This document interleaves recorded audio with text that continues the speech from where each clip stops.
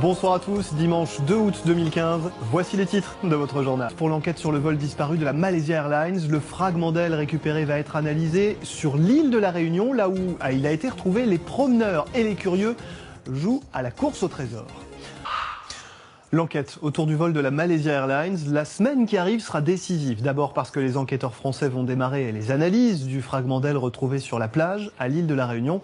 Alors que sur place, de plus en plus de curieux espèrent retrouver d'autres morceaux. Certains parlent même déjà de chasse au trésor. Harry Abourani et Julien Avabou. Ce matin sur cette plage de la Réunion, des policiers s'affairent et les reporters du monde entier s'en préoccupent.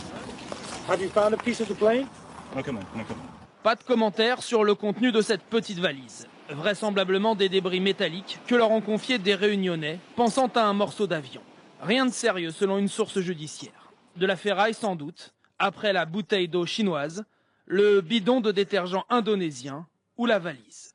Autant d'éléments récupérés par des locaux sur la plage. Les enquêteurs comme les autorités évoquent une chasse au trésor. On nous appelle pour tout et n'importe quoi, disent-ils. Il y a des promeneurs inhabituels qui font la chasse au trésor et à la recherche des objets. Les jours prochains, j'espère que la tension va retomber un peu parce que les autorités sont débordées. Pour le moment, l'unique trouvaille de la semaine, trouvaille de taille, reste ce fragment d'aile.